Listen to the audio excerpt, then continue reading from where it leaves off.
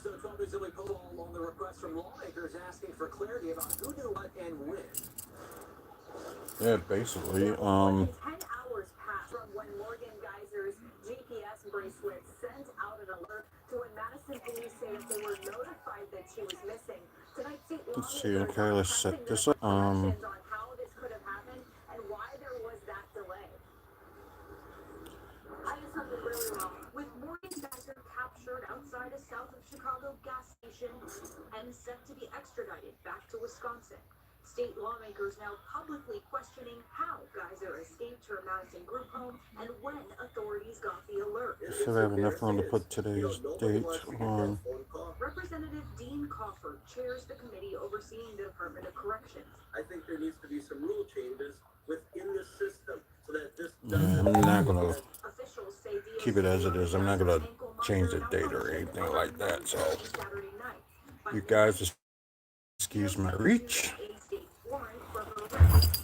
Let me try to sit up straight. You standing up? Yo. Why? Oh, I could have got up. I'm sure you could have for ice cream. I could have got up anyway. Let's see. You're not going to eat that ice cream, are you? No.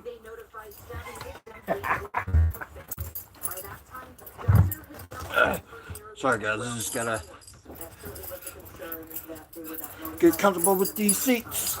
And, oh, God. I'm willing to bet they had some moments that, what's going on here? Is she coming for us? Waukesha Police Department, Madison Police Department, not knowing is the question that needs to be. That's crazy.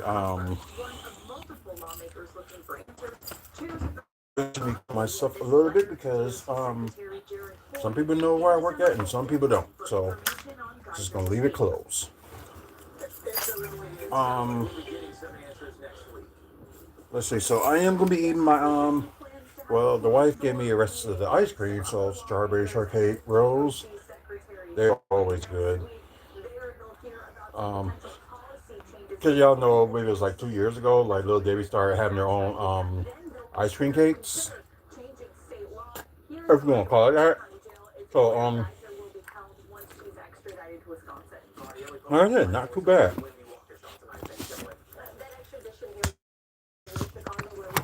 So, yep, we ain't got time for games, people, so don't even try to, like, talk junk or anything like that. So, the only rules is like, don't try to make fun of anybody or say anything, politics. Oh, don't talk about politics. That's one thing. So, I'm going to let y'all know what we're going to talk about today. We're going to talk about the results of AEW Full Gear, but this time I cannot rate it or grade it because I didn't fully see it. Just saw the highlights and that was it. But while I'm talking, I need to go live on.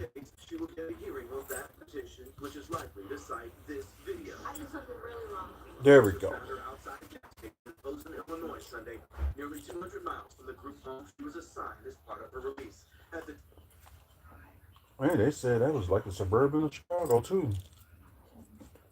That's crazy. Nearly 24 hours and was trying to keep her identity concealed from cops. Okay, what's your last name? Let's see.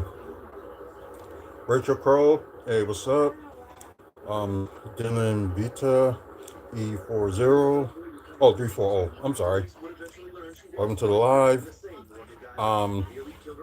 Let's see. I'm going to set up the pre-recorded episode, then we're going to go from there. So hopefully we can do this for like an hour and go from there. But then again, there's always something to talk about, and how that ended up being longer than it should.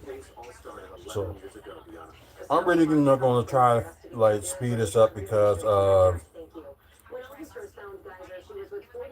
I do have to work tomorrow as well. So I work today and I'm working tomorrow as well. Oh yeah. We're gonna talk about Full Gear results. One of their main four pay-per-views for AEW. Es- Esther Hurd, welcome to the live. Melissa Hawes, 8882, welcome to the live. Thank you, David. Yes. Please like and sub, and we're trying to get to 1,000 subscribers. Hopefully by the end of the year. What we will do is like we'll start doing giveaways. So, and I know you guys gonna want some free stuff. So help us get to 1,000 subscribers, and we will start doing giveaways. We're hoping by the end of the year, but if it end up have to be a little bit later than that, that's fine too. Because at some point when we get to 1,000, we are going to start doing giveaways for you guys on YouTube.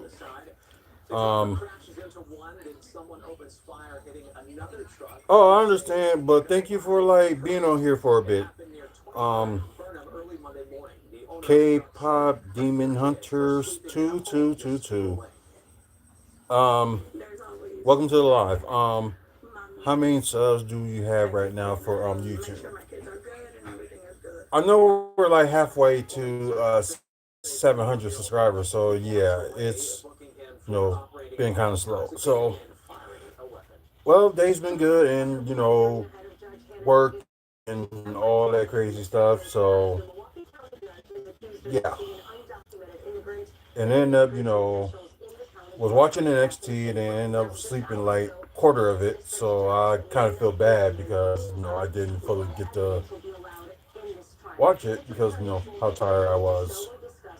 So but yeah, but I think that I'm gonna change some. I'm gonna make a few life changes that I'm gonna do with my life. So it's got nothing to do with like WFSO or anything like that. It's just like something like personal that I think I should like do in my life. So yeah. Like I said, we're gonna talk about wrestling news. We're also gonna talk about last night's Bucks and Trailblazer game, which I was at, and yeah, it just didn't it didn't look good. Also, we're going to talk about developments going on in Milwaukee and probably a little bit of comic book movies and TV news as well. So wait. Oh well, that's good that you saw NXT. Like I said, I caught like half of it and slept with the other half. Just kind of crazy. So yeah. So okay, let me set this Let's see. Oh yeah.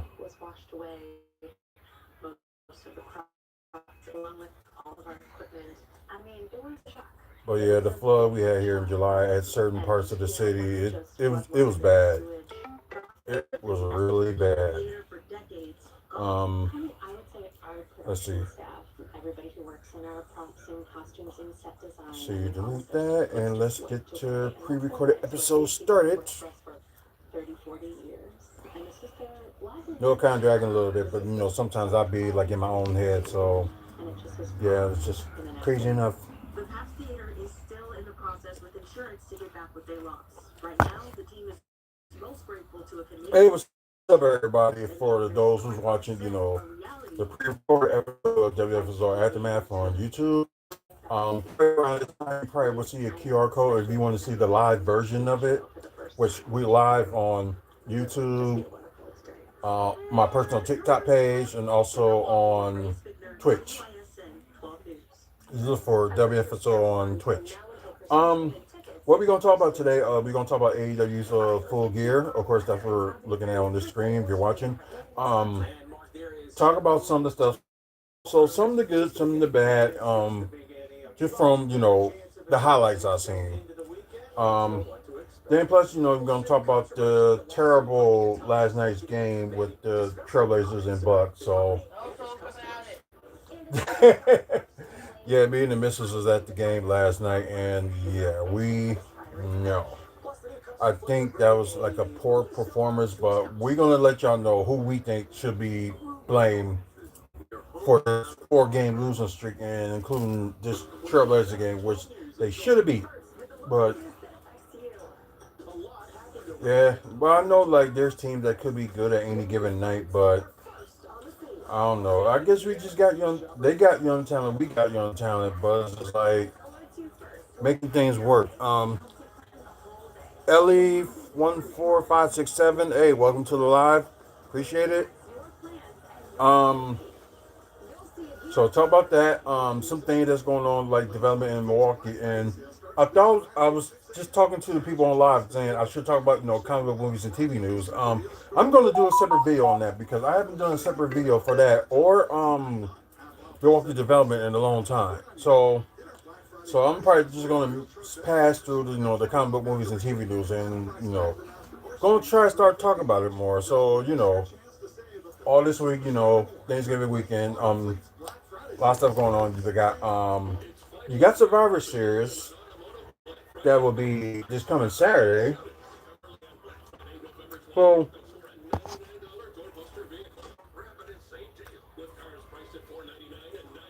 SmackDown will be another big one too, because they're doing like a traditional Survivor Series match with the MFT and Sami Zayn's team. So that will be worth watching. Curry Ski, sorry if I got your name wrong. Welcome to the live. I appreciate it. For you guys that's watching on TikTok, like I said, we're still doing the giveaway for you guys for the autograph picture of Bushwhacker Luke. Like I said, all you gotta do is like PM me on TikTok. Just put the word WFSO and you automatically, so it's gotta be the first person that does it. So they're from like a week or two ago when we got up to like 500 subscribers. So if y'all have opportunity, that autograph picture of Bushwhacker Luke, just private message me on TikTok and just put the word WFSO and you will automatically win if you do it first. If you're in the US, it'll be free shipping. It'll be on us. And if it's like outside the United States, we will have to like work something out to get that for you. Well, give it to you. You know what I mean? So yeah. Anyways, so let's talk about the results of AEW Full Gear. So let's just get that out the way first. So, because I know majority of y'all is probably like wrestling fans anyway. So let's get that out the way. So Eve, hopefully I got that right. I know it's spelled E-V. So welcome to the live. Appreciate it. Okay. So like I said, there's some good and there's some bad with what's going on with AEW Full Gears. I rarely watch it, but I think only last time I watched AEW was like Blood and Guts. I saw the women's one, then I saw a little bit of highlights of the men's Blood and Guts cage match. So okay, so let's get to. I'm only gonna show the pre-show matches, I believe. Saturday Tailgate Brawl, which I think they was showing on TNT and also yeah, it was shown on TNT and also it was on their YouTube channel. So yeah. Let's see, El Sky's team, Mascadora, Mystico, and Neon. Okay. So all the three of them, they defended their CMLL World Trios Championship against the Don Callis family, Bershio, Okada, and Tashika. I'm sorry, guys, but one of the reasons, I can't, I don't like AEW is because of Don Callis and got like a whole bunch of people joining his family. Right. It's because I know some people thought, when a lot of people joined the NWO, some people thought, maybe that's a little bit too much, but Personally, I just thought it was great. Chuck Kellis Jr., welcome to the live. I appreciate it. Um, but yeah, I just think the Don Callis family is like kind of like crazy. So you got like 8 to 10 guys in there, because normally like so NWO like have like a whole bunch of guys and stuff like that. Okay, like fine, divide and conquer, and plus there would be opportunities for giving some of them guys a push, and also you can give it was some like sorry it would give some of the WCW stars like a push, but it didn't end up that way, which kind of sucked. And I know our roommate Mike was like, it's a joke that they had one too many NWO members. But at the time, it was good. But with the Downcast family, it seems like they was gonna be like they're trying to make it seem like they're gonna be the next NWO. But it's like some of the guys they got is just like I cannot stand it. It's just like how for like 3 years you have Okada, holding the. It don't make no sense. You hold the Continental title for 2 years, then I think they had what was it, the International Championship. Kenny Omega and Okada had like a match for the combination of the two titles, and yeah, it's kind of like an undisputed title or something like that. So it's I don't know. This is one of those things, like why give up that title? So I don't know. Well, if y'all guys anything, talk about that, AEW stuff like that. So you just comment on here.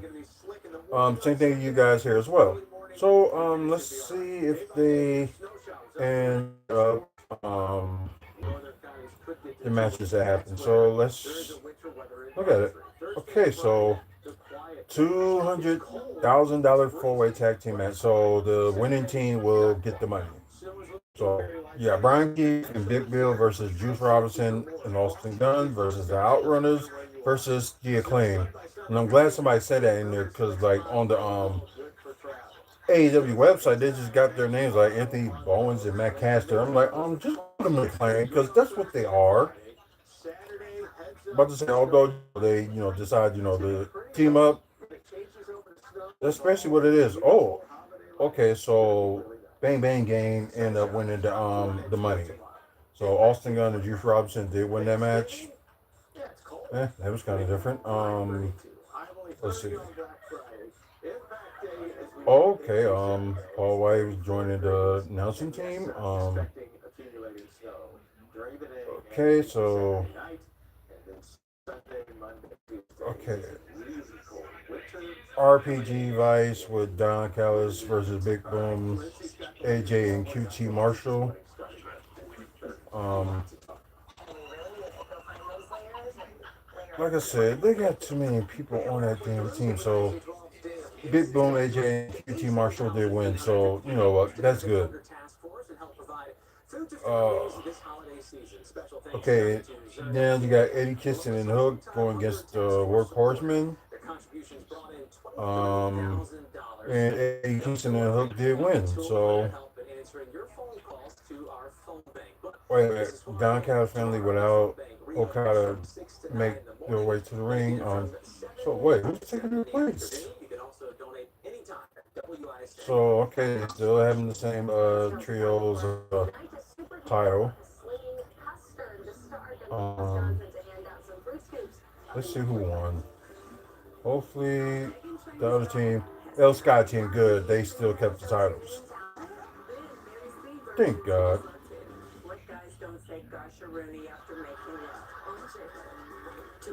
Okay, now we're on to the main card. So you got Pat versus Darby Allin and kind of like a new improved Pac. So like good the new look and look like tough as ever and Darby Allin did recently return what was like about like a few months ago.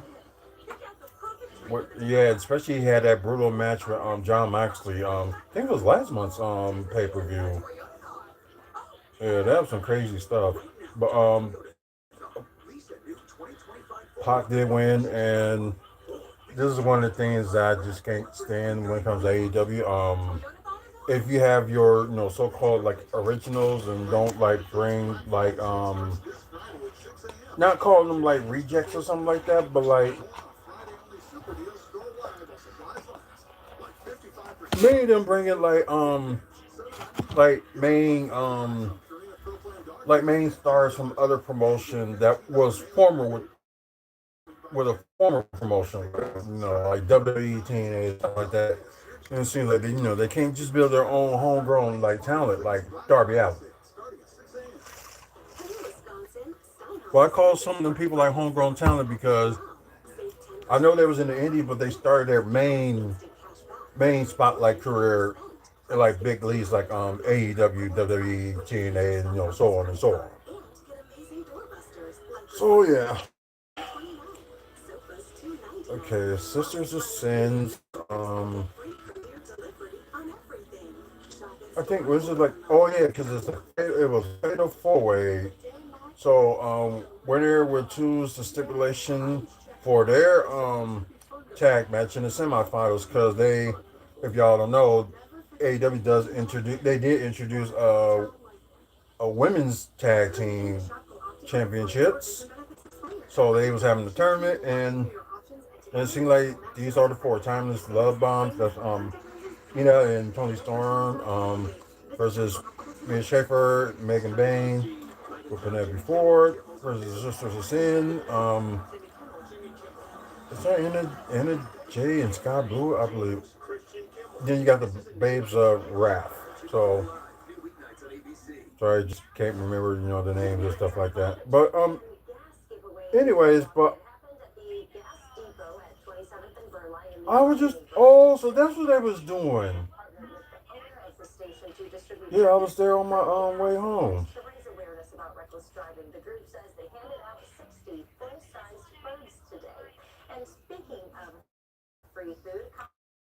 That's good. But anyway, let's see who won. I already know who won. I believe it was Tony Story and me. I'll say so. Yeah.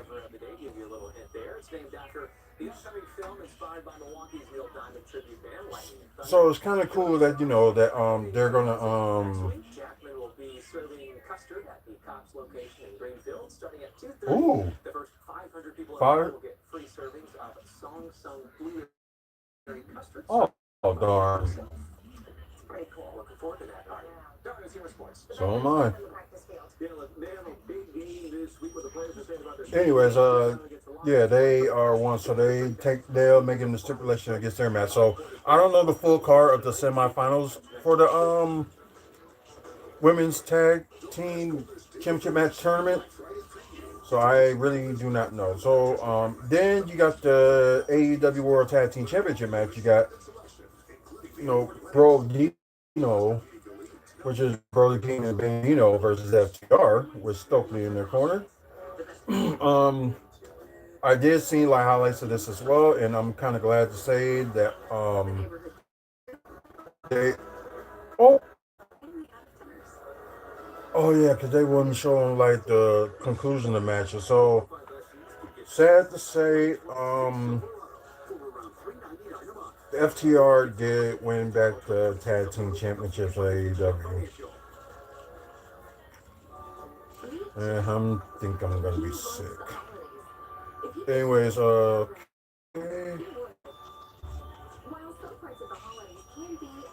Casino Gauntlet match. Oh yeah, this is where the winner becomes the irreparable AEW National Championship. So they revealed this belt. I think it was like what a week or two ago, I believe. Like promoting this match. Kevin Jackson 5336. When you're hungry, you're hungry. So I get it. You have to make something of what you got and try to be creative if you want have like a sweet tooth or something like that. So yeah, I get it. I really get it. So sadly I already know who wins this match as well. So we're just gonna scroll down to the end and I'll let y'all know who won. So maybe, Shelton Benjamin, Bobby Lashley was up in there. Ricochet, Gates of Agony was in that match. So it's just crazy. Oh, wait a minute. So, okay. Oh, it's kind of, oh, yeah, it's like a gauntlet match. So,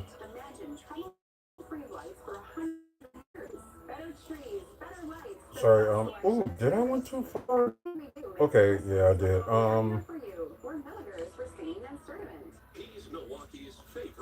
I'm sorry, because it seems like it was like kind of like confusing, like who's in it and who's not.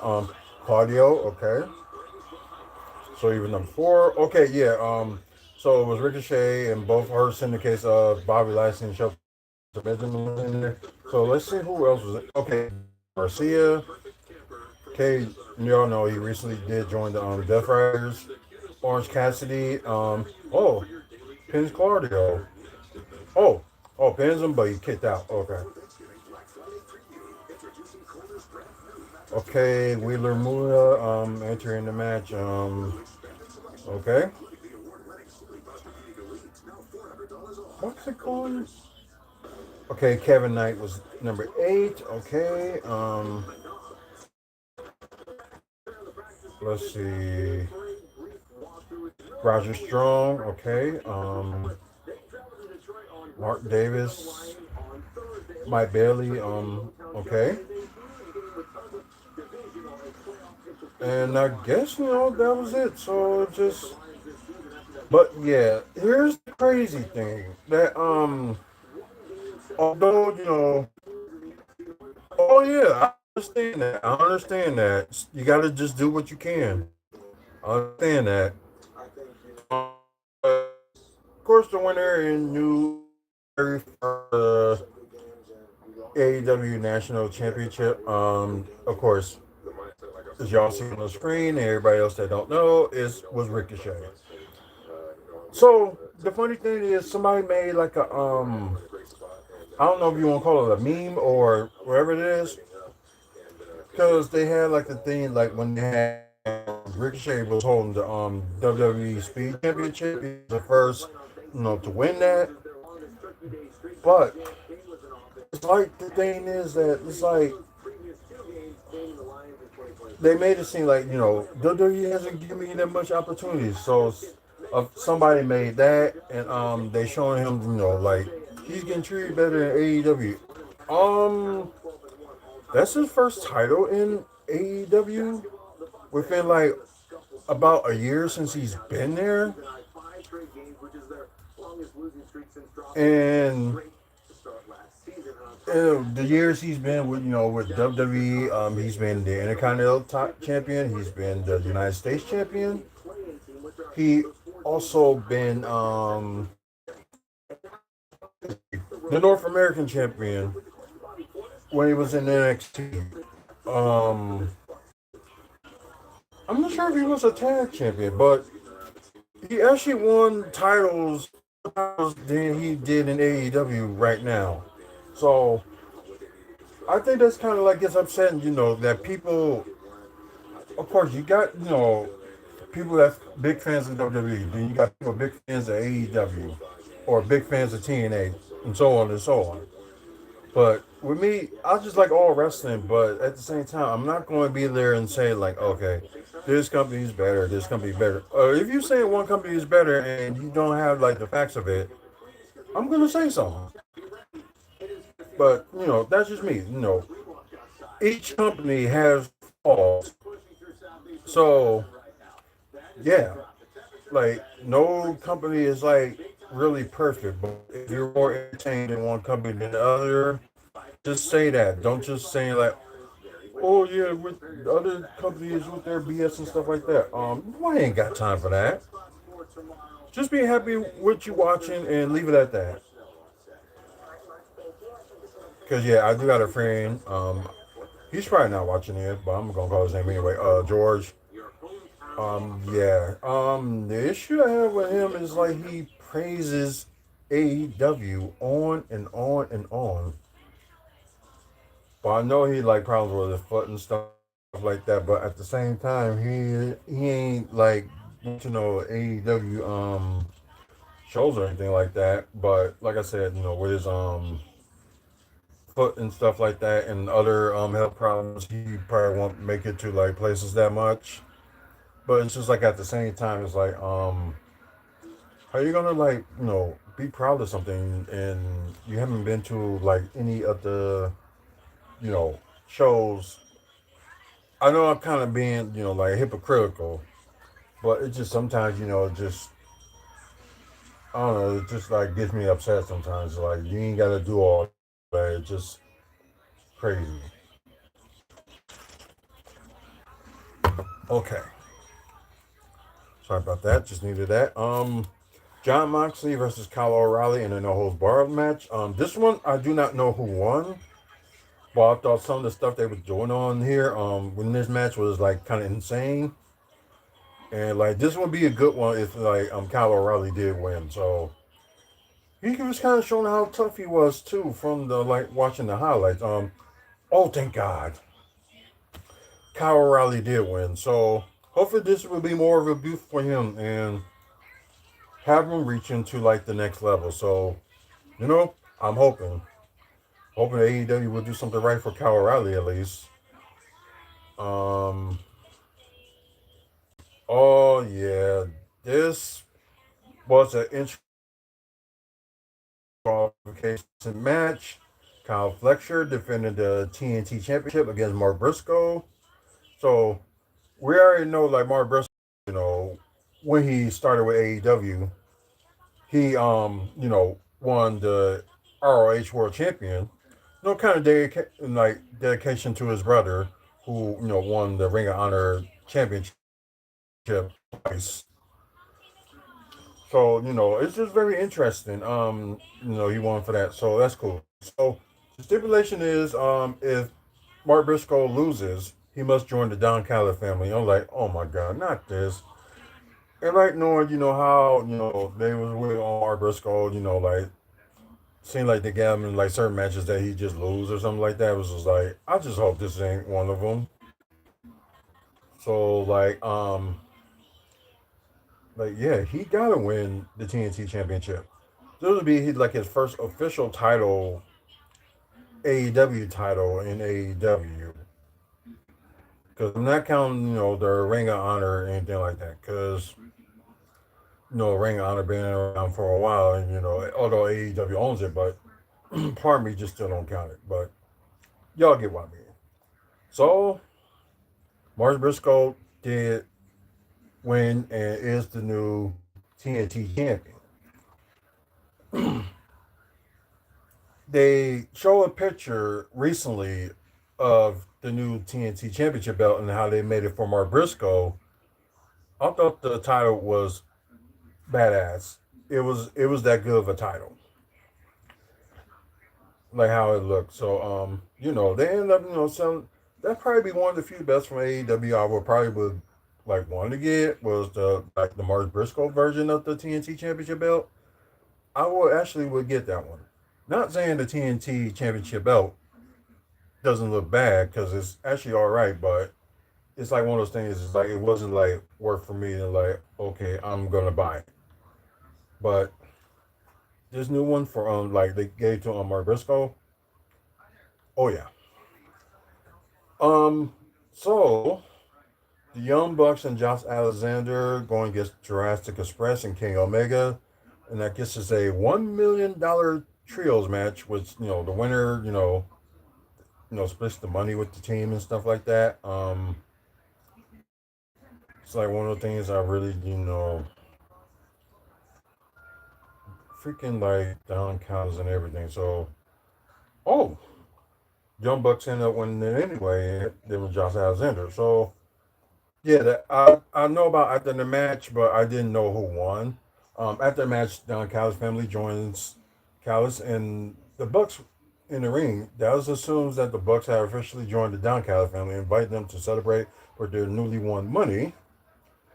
Of course, the Don Callis family began attacking Omega, but seeing this happening, the Bucks hesitated as Callis tried to escort them to the back. Callis grabs one bag of money, but the Bucks ultimately decided to drop their own bags and run back into the ring, and they fight off the Don Callis family to come to help like Kenny Omega. So I think this was like a long time in the making for and there was rumors out there, they like the Young Bucks did want to like the turn face, but I guess they were taking their time and stuff. And with the amazing like probably one of the few storylines that makes sense that they actually did. They was making the jokes out of them. I forgot who they lost to. Then they oh yeah, it was Swerve Strickland and was it Strickland and Omega? I'm not sure, but I knew it was Strickland in there, but or it was Strickland and Page. I'm not sure. It was I know Strickland was tagged up with somebody and they end up losing that match, and they got these like insert name here when they come out or say something crazy about their about the Young Bucks. So I just thought that's kind of one of the funny and interesting things that AEW has done. Um, so of course the Bucks, they came to their side, and Jurassic Express tried to help Kenny Omega as well, and it's just like I said, like they, Nick and Matt Johnson and Kenny Omega, they all hug it out, and so yeah, so a new battle, might as well say they get started with, going with them, going against the Don Callis families, because, there's a lot of them.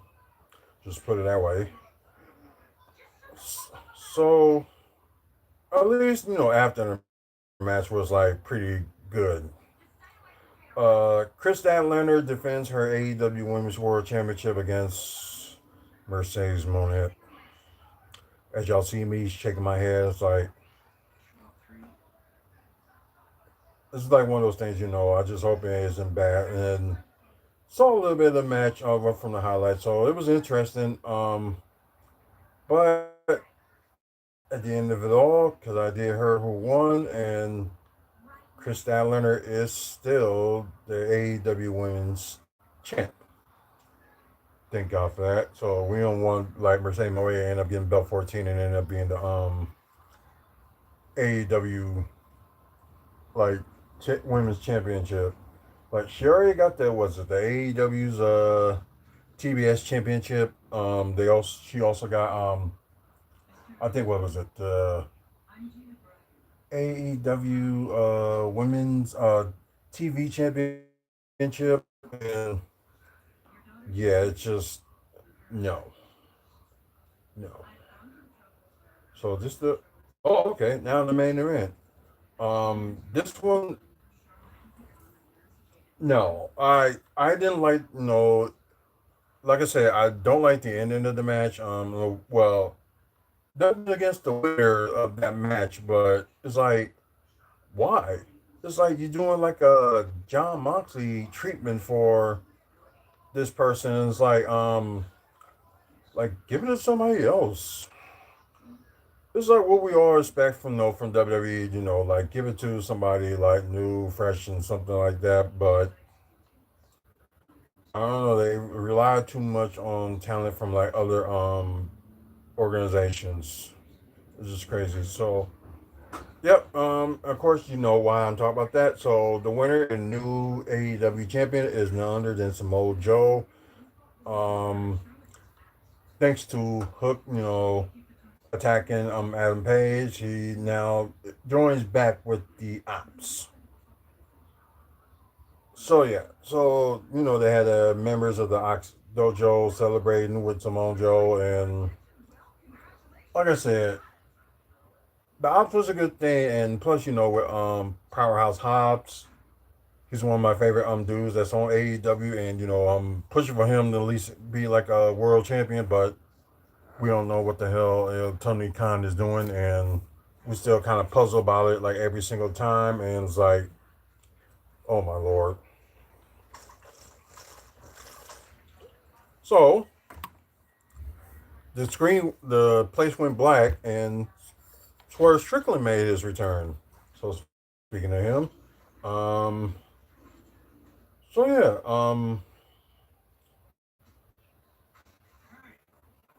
So yeah, Swerve bigger than ever.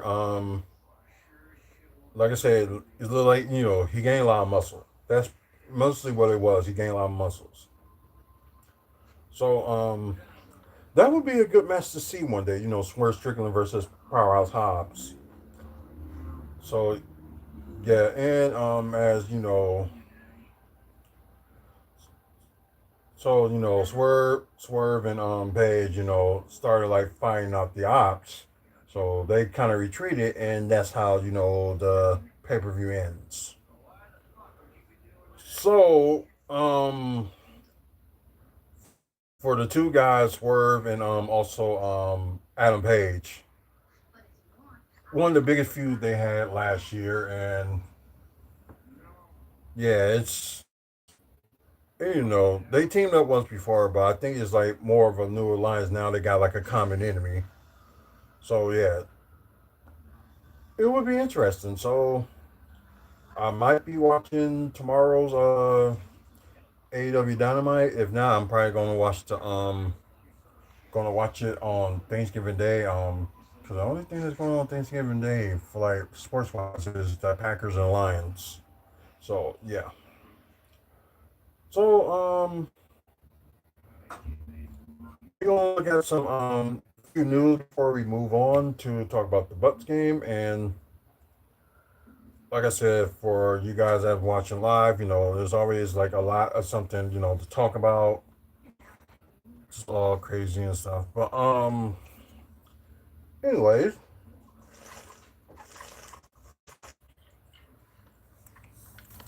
a video I watched, it was David Otunga was explaining about this no compete clause that WWE has on this contract ever since the rivalry with WCW, ever since because at one point WWE just make like handshake deals, and they pay their stars, and that's that. So it's like around the 90s they decide what, just do contracts and have like stars like after they're fired, or they just, yeah, mainly like when they fired they can't compete in 90 days, or they terminate their contract early.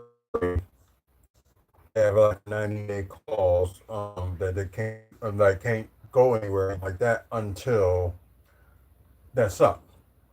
NXT, like, they start doing that with them maybe like probably, I wouldn't say its existence, I would say probably, I'll say in the late 2010s they start with their contracts and stuff like that. Hey Gabriella, how are you doing?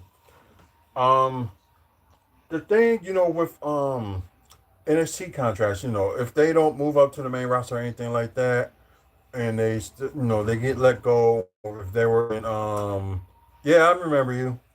Like if they were like in NXT and they get fired or contract being terminated, they will have a 30-day non-compete clause. So that one is actually not that bad. So if WWE would have did that with their main roster contract, their a 30-day non-compete clause, we can understand it. But you know what? They get the rest for a month, and of course, maybe they still get sales off their their merch or anything like that, and they can still make money off of that. But yeah, I like, because for the young people that don't know, just understand how their contracts, all that stuff. Like with the Andrade situation, so they, I guess for his so-called troubles, as they said, WWE did release him because he did a no show in a AAA. So there's probably, they was thinking like maybe him like the face of AAA. So that didn't, I don't know, he was a no show, and they let him go, and they said they had a few issues with him. And yeah, because at SummerSlam this year, him and Ray Phoenix was going to be on the verge to be the new tag champs. But I guess, problems in the back and all that stuff. So, what more can we say? But he was talking about but they were talking about that okay Andrade violated the breach of contract, so they did a whole year non compete clause since he broke his contract, so he can't work anywhere else for a year. I think that's bull. That is bull. It's like why? And like I said, these contracts with WWE, especially now they're with like TKO and stuff like that. A lot of stuff doesn't make any sense of what they're doing. But yeah, before I move on, there was a sign in the crowd yesterday. I didn't notice it until somebody posted up today that I think it was some fans that was saying our last the event thanks to TKO because Sarah Holt. Anyways, Sarah Holt 22. First of all, welcome to the live. Second of all, last time I checked, yeah, I'm black. That's the last time I checked. Unless I'm looking like somewhat like a Van Diesel looking. But jokes aside, and I don't know why, that's a question that should be asking. I don't know, is it the way I sound or anything like that? And I was talking about NXT earlier with the great 2 week series with their special event NXT Gold Rush when they both shows was in New York. I'm sorry. Um, let's see. There is something I was looking at.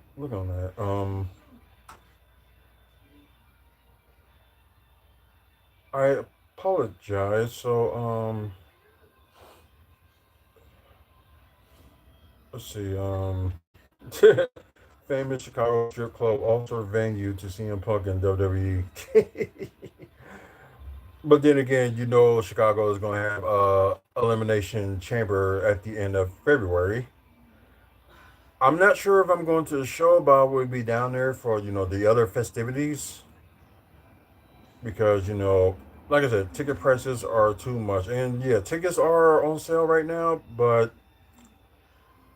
I don't know if I end up going, it'll be like a few weeks before the event. Like I'm gonna be down there and like around for the festivities, but otherwise, not sure about going to the chamber. So if I would have went, it would have been my second.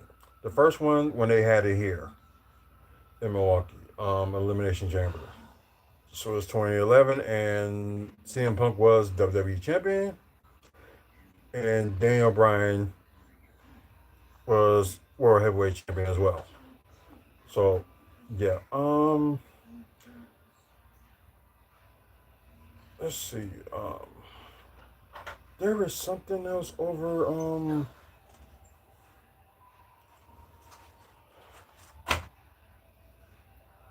Let's see.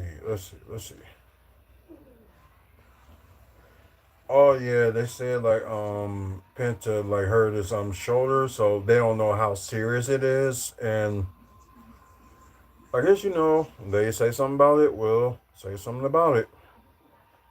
Um, that's not what I'm looking for. Oh yeah, and starting tomorrow, AEW is going to do their Continental Classic, which I don't even think the belt kind of doesn't exist anymore because it's been combined. I'm sorry, guys. It's just some of the things AEW does. It just doesn't make any sense. It really doesn't. So part of the times, it's like clueless. I'm just like clueless of what's going on. So yeah. Let's see.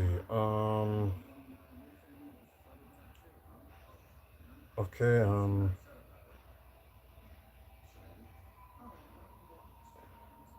Okay. That's not. It was something I really wanted to talk about, but I can't even saw it earlier on here, but I just can't find it. Um, I would like Paige to return to WWE. It would be awesome. So, and then I did meet her once again over the weekend. It was the event that was called Days of the Dead. They'll have like a few, wrestling superstars there. At one point, they had Ruby's my I was gonna say Ruby Riot, but that was her WWE name. It was Ruby Soho. She did recently had a baby. So who knows, when she's gonna be back. But yeah, she was there at one point. It was like a few years ago, and I couldn't make the trip, and kind of felt bad like I couldn't, be her because she probably would have been, that final member of the Riot Squad that I wanted to meet, and just never got the chance. So yeah, I'm hitting myself in the head about it. But yeah, it was of course Soraya, also known as Paige. It was her, and you had Killer Cross. He was there with, of course, with Scarlett. Um, I was mainly was there for Scarlett because I did get Killer Cross last year, so it was like I needed to get her, so I did, and I think it was just like a bonus thing that I just got paid. So I was just like, you know what, screw it, get her too. So yeah. Um, let's see. Yeah, I need to start watching NWA more.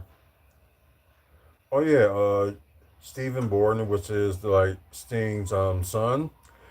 He did made his indie wrestling debut for I think Define Wrestling. I know that's an indie show. Oh, it's in Seattle. Okay. But yeah, it was like pictures out there, seeing how he was doing and stuff like that, and like we already knew, both his sons, looked just like their father, but yeah, Stephen Borden was like a big image of his father's thing, so it was just like wow. So maybe somebody will sign him, maybe AEW, whoever knows. Let's see, where was this?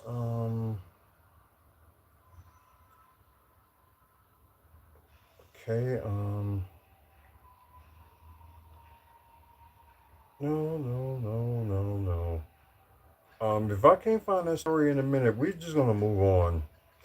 Um,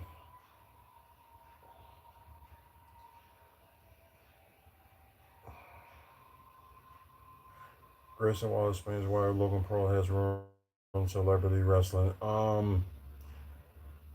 Okay, he is at least a celebrity wrestler that actually, is committed to it and still there, and like, of course, former United States champion.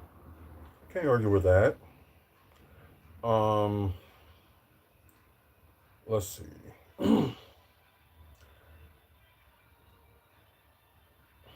hmm. Future WWE Hall of Famer started out as a project for okay, whatever with that.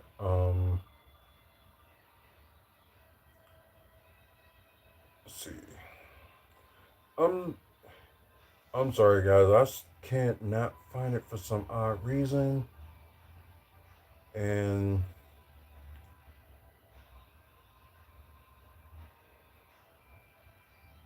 okay, now they talk about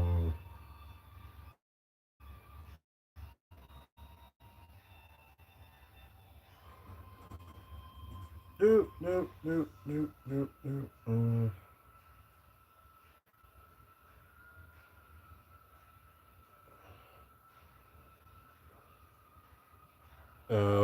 Of course, that was a good match with Randy Orton and Javon Evans. So that was good. Um, yeah, they had AAA like over the weekend too, and I think they only had like a few matches. Like No, they had like a tag match with Grande with Dominic Mysterio. Then I think they were going against Dragon Lee and who else? I can't even remember because they took them out.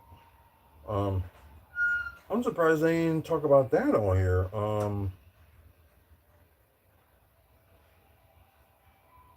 And of course, with the Sheamus situation, it's kind of sad that he had to be out of the tournament because of injury that he's dealing with. Yeah, that does kind of suck. Um,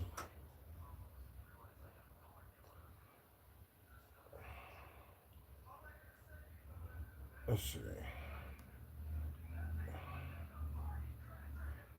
Yeah, that's what we're gonna do. We're just gonna end the wrestling talk from there because I thought it was an article that I wanted to talk about and I cannot find it for some odd reason.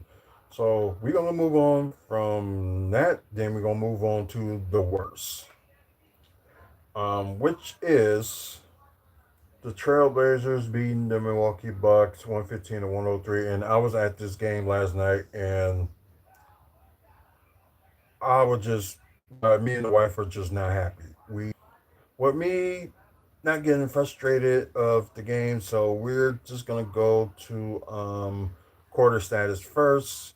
Probably the reason I'm upset because some of the BS calls that was called in that game was one of them, and the coaching was another. So you had Bobby Portis in there score all his 20 points in the second quarter, and in the second half, you don't bring him in until like almost the end of the third quarter. It's like while they was already getting like blown out. It's like, are you serious? And like Cole Anthony was doing good too. It's like you might as well just have the bench unit like play. You know what I mean? Especially the third unit of the bench that kind of got Milwaukee like trying to come back and made it close as it was in the fourth quarter. So it's like you might as well just bring like the third unit playing. Ugh, I don't get it, and it is crap. And like Bucks should not be losing this much at home. So I know it's early in the season, but like a four-game losing streak, and it's like you have no answers to like anything because you got the so-called that assistant coach that's supposed to be a good defensive coach just messing things up, and you got Doc Rivers that don't even seem like he don't even know how to coach anymore. Like I was a big supporter of Doc Rivers coming in. I was like, okay, he did had one championship in Boston.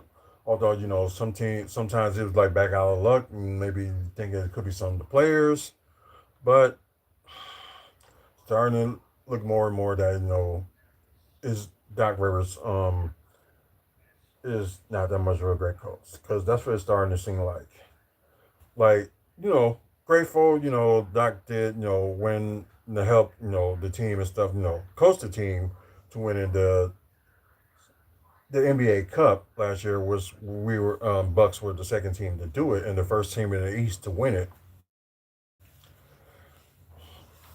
And they did a tribute video of Damian Lillard last night too, which I thought was great. And I think he was surprised with the big ovation that he got too. So, and I think got to realize like the management releasing Damian Lillard decided split out his contract and kind of like a buyout contract or whatever. So 25 million over the next 5 seasons, which ain't that big of a deal. And plus, they like in the tax, but now they're not in the first and second apron. So it's still kind of a win-win. So let's just decide, they want to pay somebody more, they could, um, or wherever the case may be, who knows. But I know injuries is killing us. Like Giannis may be back next week, and Kevin Porter Jr. may be back next week, and Torian Prince timetable we do not know because it's a serious neck injury. So we just know he's going to be out for a certain amount of time. We just don't know how long he's going to be out. So it's probably one of those situations is like with the Damian Lillard situation, but not like that situation, but you don't know when he's actually gonna come back. So it's like one of those things. Um, but like I said, if they lose their chance to get into the NBA Cup, they lose these final two games because the next two games are like really important for them, like entering like at least in the NBA Cup. Even if they that number four spot in the tournament, there's got to be something there. But sometimes there's got to be like the point differential too. So wait and see. And I think right now they're ahead because I think Miami lost last week, I believe. So we are gonna like I'm gonna show y'all the standings of the NBA Cup. So because I think some games of the NBA Cup happened today. So yeah, which is kind of shocking. Some of the games happened today, and some of the games will be going on tomorrow as well. And I think the final game will be this Friday. So yeah, Black Friday. Um, like I said, go to the quarter status.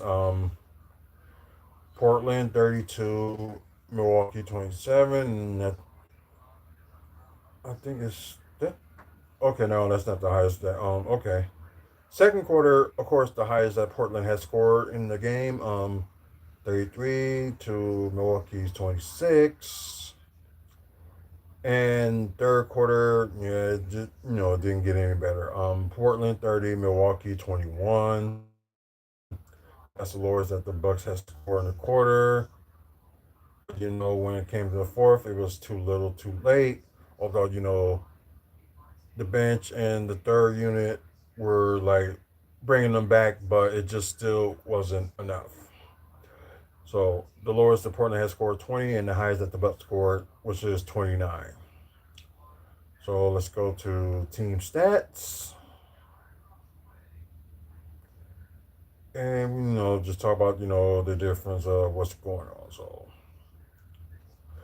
field goal wise, it doesn't look too bad for either team. 36 to 79 with 46% for Portland, and Milwaukee 38 to 86 with 44%. That's not the issue. 3-point shooting, of course, the Portland was better than Milwaukee. 18 of 43 with 42%, and 13 of 37 with 35%. Um, that's not the issue. Free throws. The issue only had with them with free throws that they wasn't get like attacking the paint or trying to like create fouls. So that's one of the things that have been a problem. So Portland with 25 or 33 was 76%. Milwaukee with 14 or 18, although they only had like four misses, which is not too bad. 78% from the free throw. Yeah. Still getting killed on offensive rebounds, which just don't make no sense. Which I'm thinking, that's one of the reasons they may have to get not being a Sabonis if I was them, but I know he's got like a little bit of a higher contract. Yeah, because I believe it's like 31 million he's getting for the next few years. So maybe a 2-for-1 they can trade like, which will make some people happy that they really should get rid of Kyle Kuzma because I know that's what some of y'all think. So and that's a possibility. But yeah, like I said, Kyle Kuzma is on a good surge. He only had like one bad game, and yeah, and like I'm glad the lineup they had with Giannis before he got hurt. Anyways, 48 rebounds for Portland, 39 rebounds for Milwaukee, and here's the trouble: offensive rebounds. They only had Milwaukee only had 8, and Portland had 12. Defensive wise, Portland still beat them on that, 36 to 31. Um, Assists, both teams didn't do all that great with Milwaukee 22 and Portland 24. Steals, Bucks did a little bit better on that, so that's a good number. 10 to Portland's 8. blocks with Portland 8 and Milwaukee 5. And another issue I had, they played Jericho Sims like in the first quarter for like maybe like 3 minutes because he was in foul trouble, but didn't put him in until the third and a little bit of the fourth quarter. I'm sorry, I don't get what Doc Rivers is doing, and it's just not understandable. Is like, is he seeing something in the practices that we don't see, or something like that? I don't know. Portland did have more turnovers, 16 than to Milwaukee's 13. 8 points off a turnover for Milwaukee, and Portland only had 22 points off of turnovers. Milwaukee was winning in the fast break points, 14-6. Points in the paint, actually Milwaukee was doing a little bit better, so it's kind of shocking. 36-32. The largest lead, of course, with the Trailblazers was 33, and the largest lead the Bucks had was up one, and that was like in the second quarter. Just crazy. So we're gonna go to the player status, which would mean like looking at the scores and numbers and stuff like that. So we're gonna start with Portland first. Yeah, Jeremy Grant. Yeah, I know some of y'all was thinking, we should have got him and stuff like that.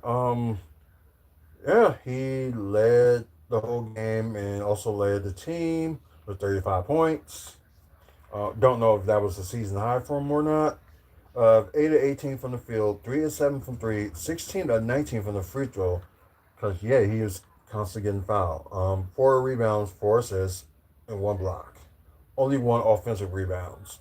Uh, Tamari Kamara, hopefully I got the first name right. I probably didn't, but 13 points, 5 of 11 from the field, 3 of 7 from 3, 0 of 1 from the free throw, 7 rebounds, 3 assists, 2 steals, 1 block, and 2 offensive rebounds. Danny Adidua, sorry if I said it wrong. 22 points, 6 of 13 from the field, 5 of 7 from 3, 5 of 8 from the free throws, 4 rebounds, 5 assists, 1 block. Yikes. And it seemed like almost everybody in the starting lineup got like a block and stuff for the we'll talk about that guy in a minute. No, you probably won't be talking about that guy at all. Or Dominic Klingon, one of the players, I thought the Bucks should have got in the draft, but I think either he was already taken or they just didn't like go for him. They end up going. Let's see. Was it? It was last year's. Oh yeah. If it was last year's draft, they couldn't get him. But I was thinking that they may try to trade up, but that wasn't the case. But anyways, Dominic Megan, 14 points, 5 of 8 from the field, 2 of 4 from 3, 2 of 3 from the free throw, 11 rebounds. So yeah, looked like the only player that got like a double double in Portland. 4 assists, 1 steal, 1 block, and 2 offensive rebounds. Let's see. I think there's 2 players to talk about when it comes to the Portland bench. Um, Robert Williams III. Looking better as ever. Although the past few years he's been like just injured and stuff like that. So yeah. Anyways, 8 points, 3 of 5 from the field, 0 of 1 from 3, 2 of 2 from the free throw, 5 rebounds, 1 steal, and yeah, he only got the most blocks on the team with 4, and 3 offensive rebounds. Caleb Love, I think he's a rookie, I believe. So, anyways, 13 points, 5 of 13 from the field, 3 of 8 from 3, 5 rebounds, 4 assists, and only 1 offensive rebound. Rakanique, sorry if I say your name wrong. Welcome to the live. I appreciate it. If you guys end up wanting a shout out or something like that, just do what they do on TikTok. Also, just say hi on Twitch and also on YouTube. So, want to shout out? Just just say hi. Um, oh yeah, a lot of that's what your holiday wasn't there. Rife Cap Spring. Okay, that's okay. You understand that now. Um, now with the Bucks. Yeah, Kuzma and I think it was Kuzma and Turner try to make like last minute efforts of trying to rally the team and in the fourth quarter, but like I said, it was too little, too late. But anyways, yeah, Kyle Kuzma had 15 points, 5 of 9 from the field, only 1 3, and he did made that. 4 6 from the free throw, 6 rebounds. Um, and he the only one that. Oh, okay. I thought he had the only highest plus minus on the team, but okay. Miles Turner, 13 points, 4 of 12 from the field, 3 of 8 from 3, 2 of 2 from the free throw, 11 rebounds, so double double for him, 1 assist, and wow, 4 blocks. That's crazy. So, and had 3 offensive rebounds. So Turner was rebounding, but at the same time, it's like the problem is they still trying to protect the paint, which is like what Mike Boonholzer was doing. And it's like y'all need to jump off of that because you don't need to always do that. Decided, oh, we just gonna like when they get closer we're gonna try to like block the paint. So right, they need to stop. They need to start focusing on stopping the 3 point shooting. Although the Bucks are the top 5 in 3 point shooting, 3 point percentage, they still got to defend the three. Like I said, I don't get where Doc Rivers' mind is going with this, but it just doesn't make any sense. And it's just like I said, like AJ Green is not getting enough of the ball, but like there's days he's good and some days he's not. So he's probably gonna have that for a while. Till he gets more confident in a shot. Ryan Rollins didn't have a good game. 10 points, 4 14 from the field, 0 4 from 3, but perfect 2 of 2 from the free throw, 5 rebounds, not bad in assists, 7 assists, but the worst in turnovers was 4 and 1 steal and 1 offensive rebound. Sorry, let me fix this for a second. And like the big 3 guys off the bench that actually done something. Um, Bobby Portis, like I said, he had 20 points in the second quarter and really didn't use them till like the end of the close to the end of the third and beginning of the fourth quarter. So I don't get what Doc was thinking. They should have had him start in the second half. And I'm still hating that they doing that small lineup. We're having Gary Trent Jr. at small forward and have AJ Green the shooting guard. So I'm still not okay with that, and they still using that because I know they kind of not had that much of a small forward, but they could have used like Andre Jackson Jr. or Amir Coffey more for that position. It just don't make any sense. But anyways, Bobby Portis had 22 points, 9 of 15 from the field, 4 of 5 from 3, so good shooting for him. 6 rebounds, 2 assists, 2 steals, and 1 offensive rebound. You got Gary Trent Jr. Play a lot of minutes, but 12 points, 3 of 7 from the field, 2 of 4 from 3, so not too bad. 4 of 5 from the free throw, which is not too bad either. 2 rebounds, 3 assists, and 1 steal. And Cole Anthony had a great game as well. Although his 3 point shooting wasn't looking that good, but everything else he was doing fine. Um, 16 points, 8 of 12 from the field, 0 of 4 from 3, 2 rebounds, 2 assists, 2 steals, and that great block that he did. So I thought that was amazing. Um, I'm sorry, but you have like some of the third unit like trying to help y'all like catch up. It's like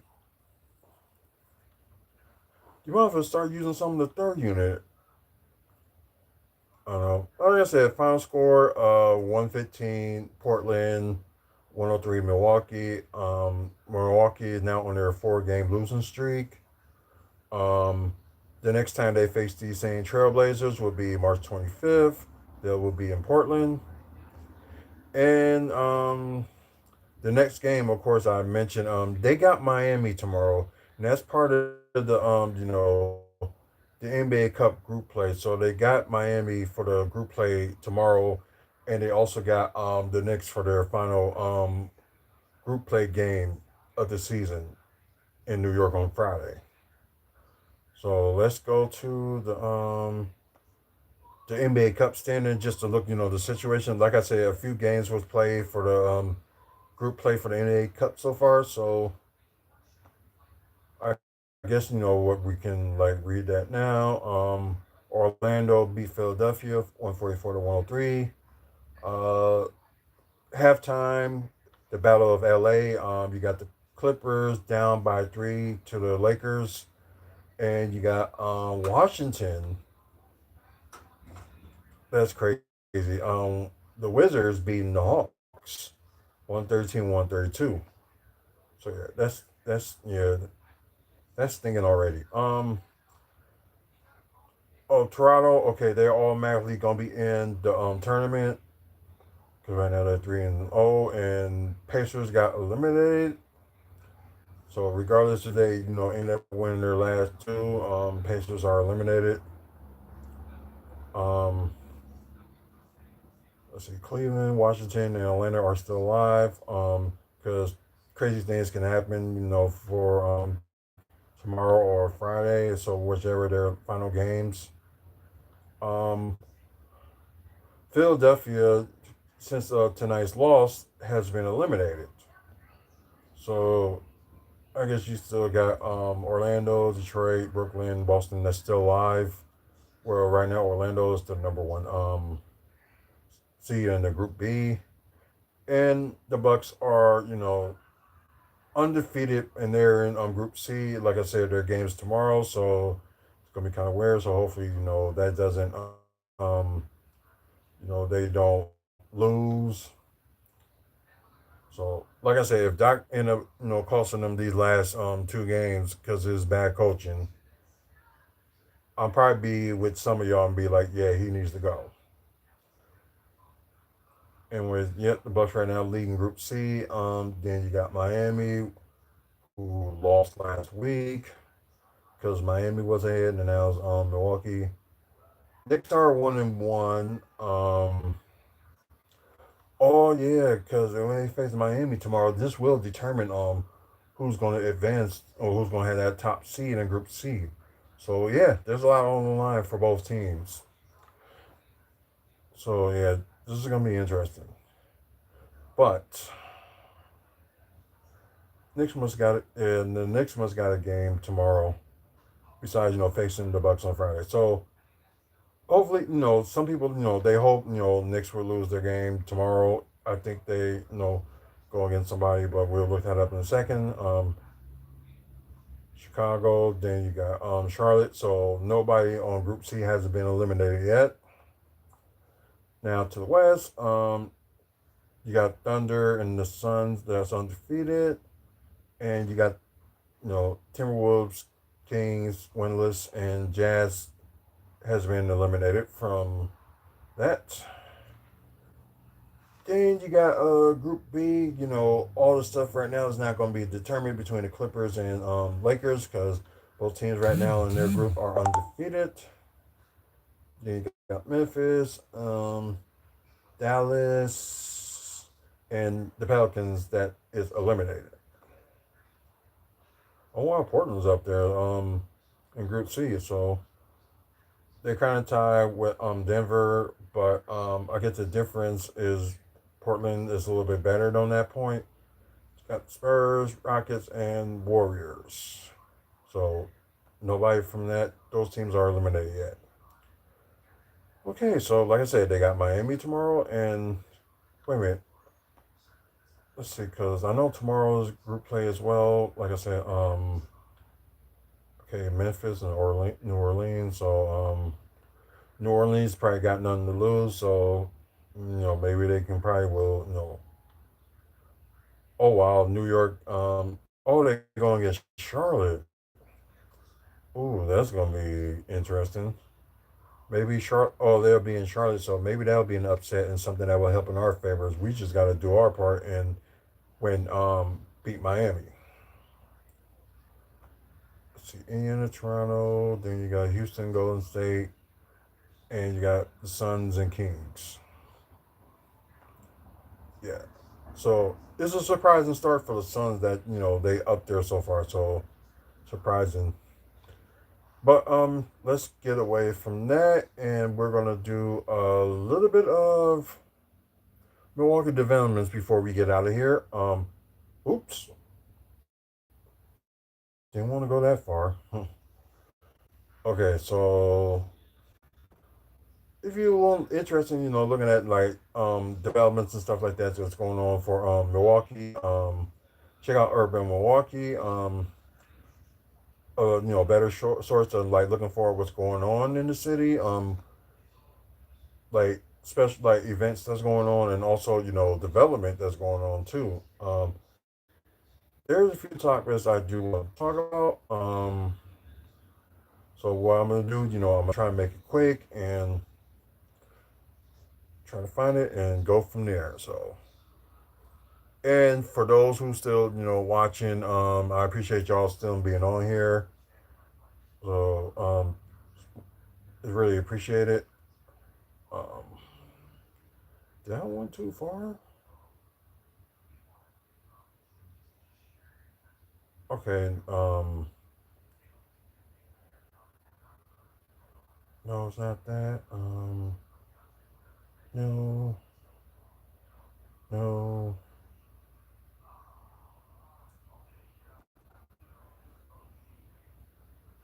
Okay, those is yesterday. So maybe I gotta go back a little bit more. So I apologize, guys. Like I said, Brian Patrick, hey, welcome to the live. I appreciate it. Um, let's see. It's not the Forge, not that one. I think we did talk about this one last time with the, you know, because right now they're thinking that they want to make like convention space and hotels and stuff because I think tearing down the UWM Panther Arena and Milwaukee Theater, or the Middle High Life Theater, which, oh, I didn't mean to click on that. Which, in my opinion, and if I had a choice, the only thing that would be teared down is the Milwaukee Theater. So if you want to like put that to like a hotel or something like a special event or something like that, but you can still extend it to like a part of the convention. Because another plan that was out there that they wanted to so we got the Wisconsin office building, when people go for their get renewed their DMVs or ID, and if they win lotteries, and plus other stuff. So the plan was for that building to they be done with, and they're moved to their the location they wanted to move to on 27th in Wisconsin, which there's still no plan for that, so we don't know what's going on. So but I do want to talk about the public museum, because the one they making that's nearby the Deer District is like the outside of it. I should say is maybe like 85% done. So the outside of it is looking great, and they're like I said, they're nearly finished. Okay, January 4th, 2027. The original Milwaukee Public Museum. Where is that now? Of course, with the Dome Dome Theater and Planetarium is included. So it's gonna close on January 4th. So that would be in 2027. So right, right off the new year, they're gonna close it. Okay, so let's see. Fandom Museum is a district exhibiting style. Sorry, have a little over a year to visit the museum on this old location.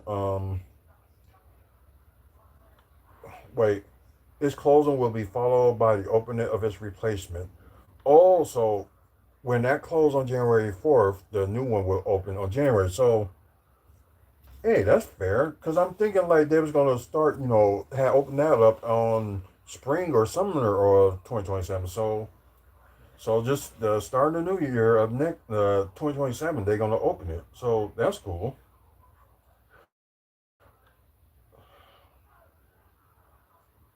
So that's cool. Yeah, like I got to go there one more time before, they shift to the new one. The museum final year will be celebrated with slates of 5-month-long special exhibits.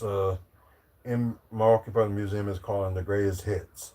The year it began with programming built around the museums like Crossroads Exhibition exhibit, and with the holiday decoration of the streets of Old Milwaukee and the European Village.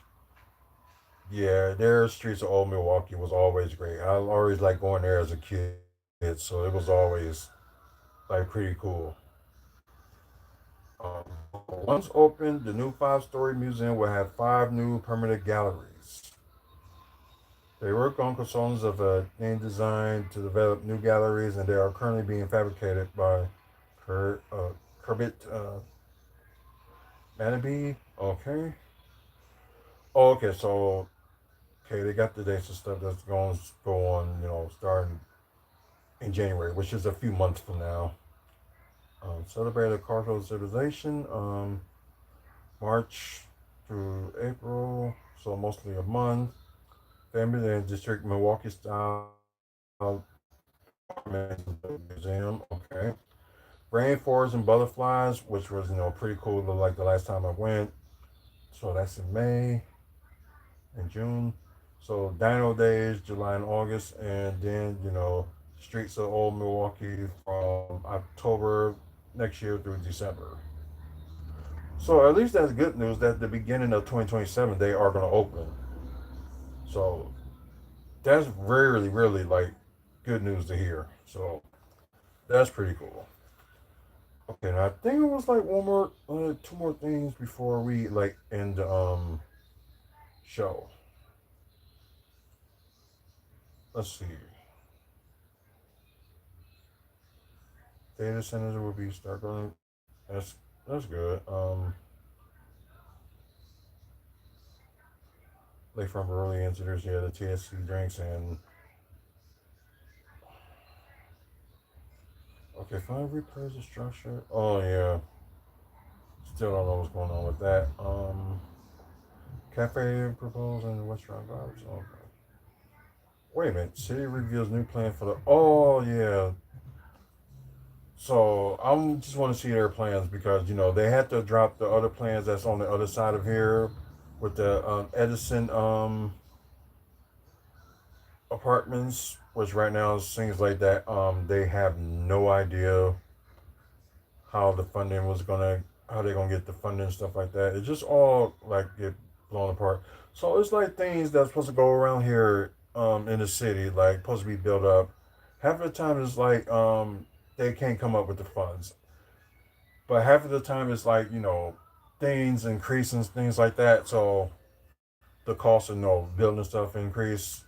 So part of it I understand, but like at the same time, you want to plan this, you should be like prepared to do what you need to do. So let's see, DCD announced late Friday. This was past Friday that was dropping the neutral of its $700 million plan, which include like a 55-story building that would be in the Wisconsin tallest. That was next to it. So let's see. I'm trying to think what they talking about. So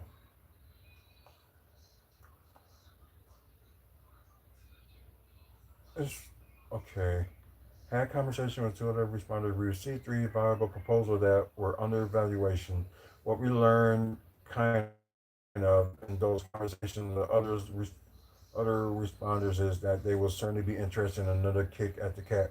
So, because their original plan for this area was like hotels, retail, and another building that they wanted to build. That was like a very tall building. So that was the original plan. So okay, a few bids on the project. Both firms submitted bids and estimated costs exceeding 100 million and proposed more than 100 apartments. Other uses were also included in each proposal. Maybe like a hotel or retail and something like that. That would be cool. Maybe they can do more parking up there as well for people that need it. So at least you got some people like end up wanting to like do something with it, and you know they buy the land and they actually like do something with it. That would be awesome. Um, yeah, of course they like I said, there's always financial issues with like some things that you want something built. So it's just crazy. So just click on a few pictures for those who's watching pre-recorded. Sorry, you guys that can't watch it live. Like I said, as soon as I'm like get this done with the episode, I'm gonna download it right away, and probably be a little bit too late for y'all, but y'all can at least watch it tomorrow morning and or afternoon just to see the photos on here. So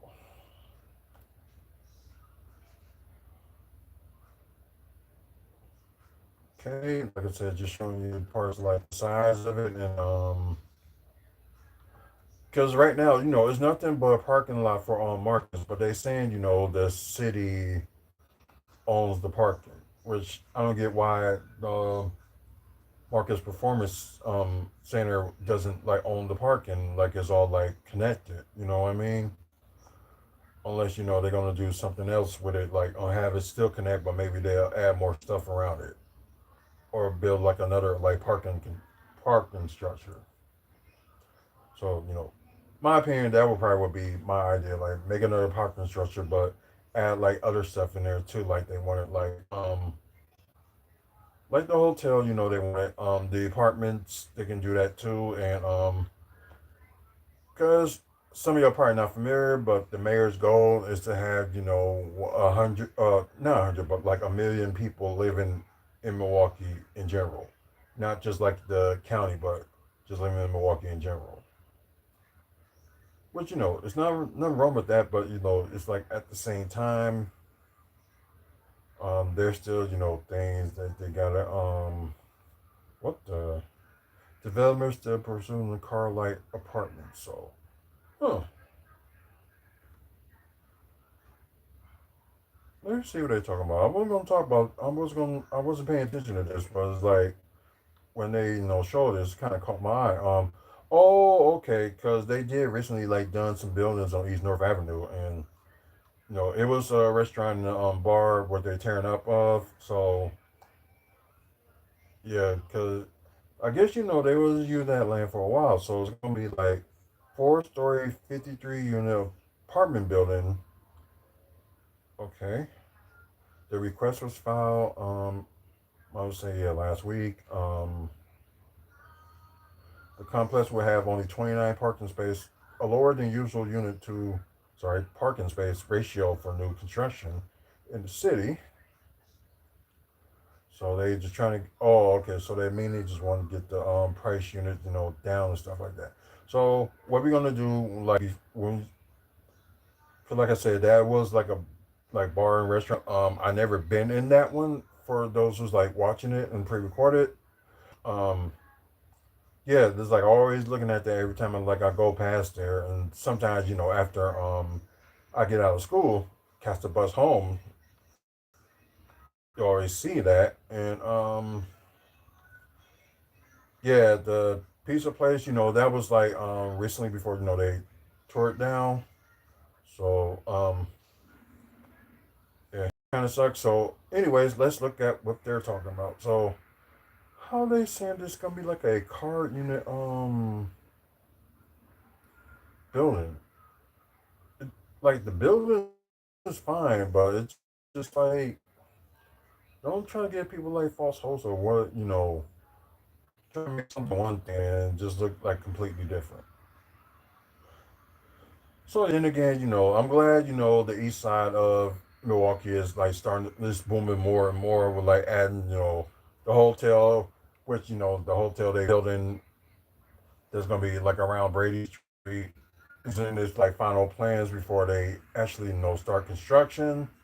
The building that was there was already taken down.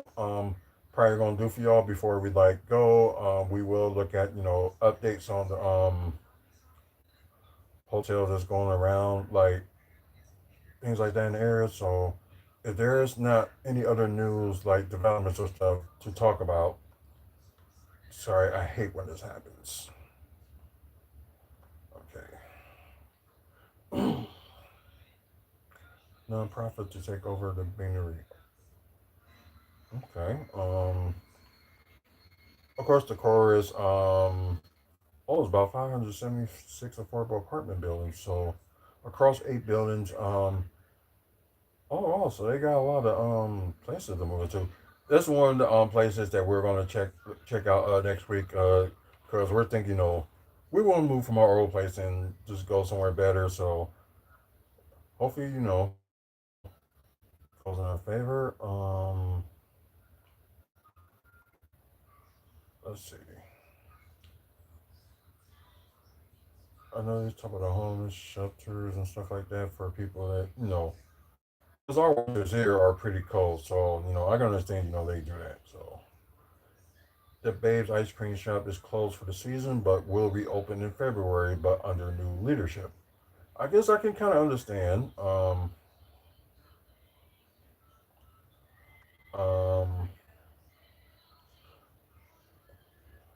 Japanese restaurant plan for former Good Show's building. Okay, that's cool. So spring of 2026, and okay, let me see where this would be at. Oh, on the east side. Okay.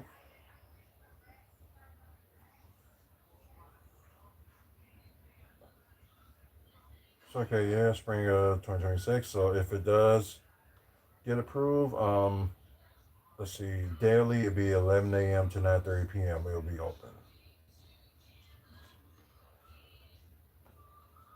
Like I said, guys, like I'm glad the east side of Milwaukee is starting to boom. So ain't nothing wrong with that. So former Blast Brewery building gets a converted to apartments.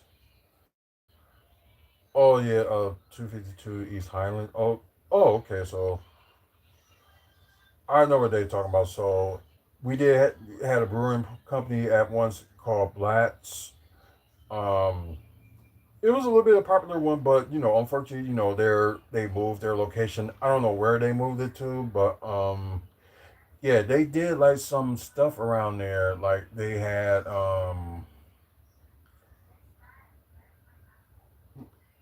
it was like a whole bunch of like a business that was like in that area, but most of the business are gone. Is nothing, like apartment buildings and things like that. So okay, we specialize in adaptive to reuse projects intended to build about 30 apartments in mostly vacated office space of the former Black Exposure House, Brew House, and Mill House buildings on East Highland. So yeah, I know the location was at. So investment group led by Brewing, Kendall Brewing, Sunset Investors, a week or two ago. 2.7 million. The groups also acquired parking space of the area for like 1 million. Okay, four office. Okay, the office tenants that's there, as four of them will remain. The remaining tenants are mostly located on upper levels of the Credence City Bricks building that's nearby. Okay, so construction is expected to begin. I would say less than 2 years. So okay, so they're probably just gonna like big buildings. So it's probably gonna take like normally no longer than 18 months. So most likely that's probably gonna be done like maybe like in 2029. That's my guess. Um, so they now own 125 parking spaces with multi-level structure. 270 East Highland Avenue newspaper account. This is open to indicate which will be. It has 360 spaces. So we get more information about what's going on with this like area. So it seems like it's gonna be very decent. Oh, okay, 324 North 15th Street. That's interesting too. So most likely it's just a wait and see. But I think that's probably be pretty much it to talk about. So like I said, oh yeah, there is one more thing. So we'll go back to that in a bit. So for a tab, that building is always for sale, but we probably will talk about that one another time. So I might do it in a separate video or something like that. But anyway, so yeah, this is the main thing to talk about. So why? That's the owner of the Brewers they talking about. Mark Anastasio had never developed around the Brewers Stadium. And I kind of get why. Um, oh, that phone's about to die soon, so I gotta hurry up. So, of course, earlier this month, we learned that a report was done for the Wisconsin Professional Baseball Park District found there is market demand for a huge $800 million development on the land surrounding it, which we all asked for. And I think I did a video, like maybe was it like a week or two ago, talking about the idea that they had. Oh, I think I looked at it, but I didn't actually do a video on it. So if I can find that article tomorrow, I will do a separate video on that one as well. But they had like three options what they want to do with the with the American Family Field area, the parking, because although people gonna complain, there's not enough room to tailgate. There's more plans than that. You just worry about tailgating because they trying to like add some stuff here. So let's see. It outlined a project built on up to 1/4 of the Brewers parking lots that will include 600 to 1,000 apartments, 150 to 200 hotel room. Well, no hotel. 38,000 to 52,000 square feet of retail space and 20,000 to 50,000 square feet of office space. Because the problem is like it's like good and all that you have the baseball like a whole bunch of games and stuff during the season, but what happened after October, like what happened from November through like to late March? Nothing. They're already trying to do some stuff to improve, American Family Field so they can have like year round, concerts and stuff like that. So why not just make certain areas of their like let's see. Oh, okay. So the options is okay. That's on there. So we will look at that in a minute. So we're not going to do a separate video. We'll just look at that. So let's see. Okay, report was largely done by Alice Furr and Dunley, whose Vice President Bill Milkins told the stadium board that everyone wants to see something happen other than parking lots that sit empty. Exactly. And I think it was either last year or the year before, they have everybody like normally people that come to the games that will like they had them voting on like what they want to see to get done with that area, and I agree they need to do something with those areas. Especially, you just come down there for the game. Especially, you had to walk like almost like a mile from point A to point B when you're like, oh, excuse me, catching the bus to walk from point A to point B just to get there. So it's like nearly a mile each side to catch to go to American Family Field, and only thing you got like on maybe like on the east side of the building is like bunch of you got buildings there, but you got like bunch of businesses over there, but you have nothing else.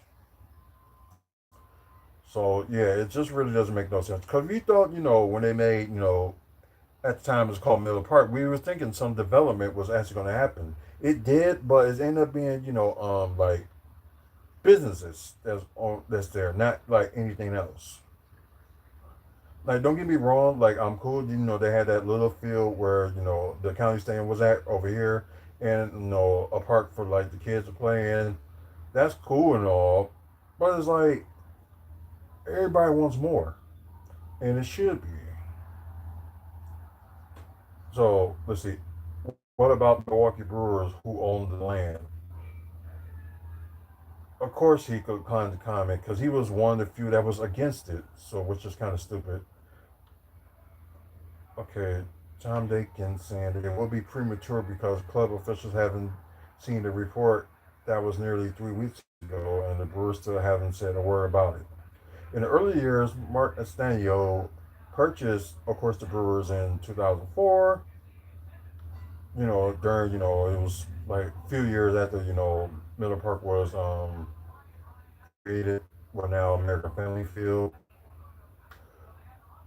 Such a development would have been prohibited. The 90s legislation funded construction of the stadium included a land swap bearing development on other parking lots. That position, it expired at April 2011, so they could have done something back then, but they didn't. And that's the funny thing because I was working there at the time too, so that's crazy. So he had more than 14 years to develop the parking lots, but has never done so, despite the fact that any such project would come at extraordinary benefits, which I do agree it would. Exemption from all property tax, which was Urban Milwaukee reported in 2022. State law funding the stadium, including property tax exemption. That is very bored. Wow. Yeah, all that opportunity to try to build, that land over there, and you done nothing. Oh my lord. I don't know. He needs like some more partners, just to co-own the Brewers, not just him being the sole owner. We know Giannis, is the part owner too, but I'm talking about we need like a billionaire to get like some of the share of it too. It's just crazy, and like it's like I don't know. So maybe it'll be like more excitement if they had something down there. Maybe because we do got a lot of support the people that like the Milwaukee Brewers, but I think we could get more if, like I said, if they bring that bus system back, which we thought they was gonna do this year, having the what's they call what is it, the 74. We thought they was gonna have like go to American Family Field, but just go past American Family Field. It doesn't like stop there, so that's the side part. So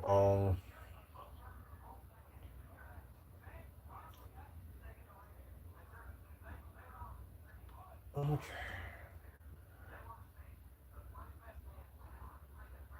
These they talk about Mark.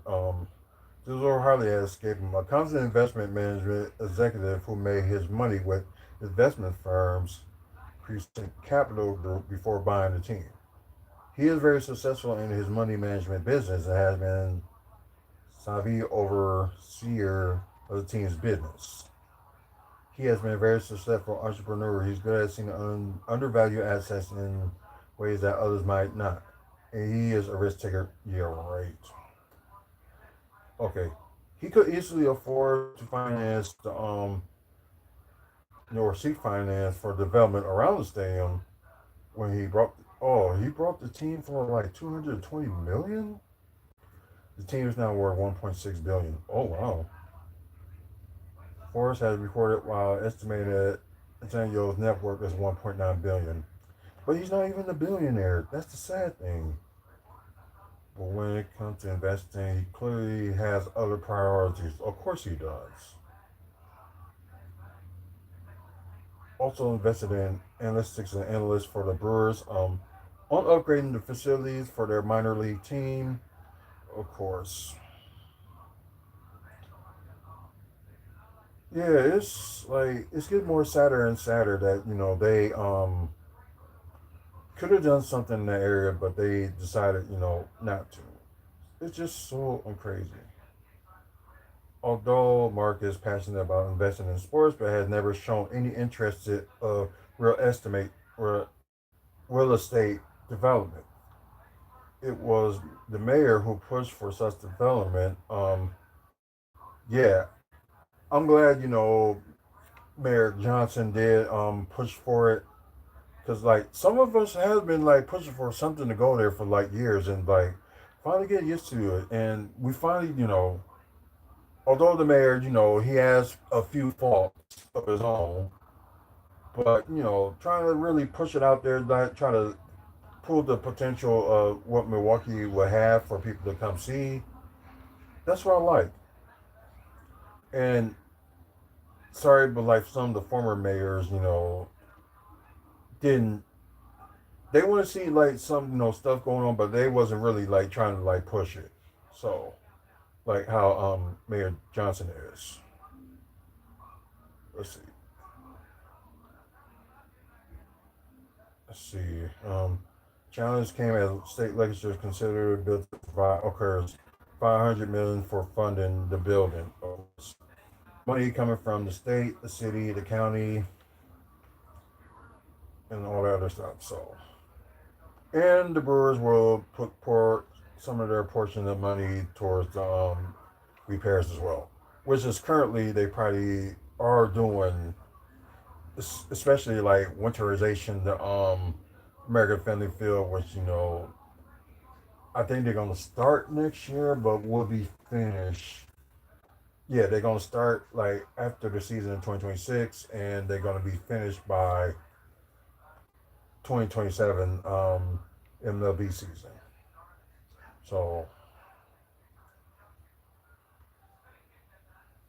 it's just crazy. Like they had all that time to do it, and they just didn't. So let's see. Let me go to this before we end the show. I know it's a little bit long. Like I said, it seems like there's more like stuff to talk about than than anything. So let's see. So I may have talked about this. So who knows? But for those who like didn't see it, that's watching a pre-recorded episode. So the site plan. So this is option one. Well, scenario A, but I call it option one. Buildings and hotels and stuff going on the I believe that's the south side of the south side of American Family. So, buildings here, hotels and stuff like that, and still available parking in that area. So you had that, but you also had the other thing like right here is like was company I can't even pronounce the name of it, but that area they moved to another location that's like on very close to the Bayview area. It's still in Milwaukee, but like in the Bayview area, which they moved their company there. So right now, that's sitting on that land, just nothing. So part of me will say like yes to like doing it on this side because mostly people catch the let's see, it would be what's it Route 18. So they normally will catch the buses and stuff from there. Then walk a little bit. Then you can like chill around here wherever that's gonna be. But y'all get what I mean. And this is scenario B, which I would call option B. Kind of like the same thing, but like more. But this would be like a little bit more parking. But you have more stuff around here. like with hotels, apartments, and retail stuff. So you have the other areas, that's nice over here, and that's not a bad thing as well, because you still will have like parking here and parking on the other side too. So it would like it still will work out. And like I said,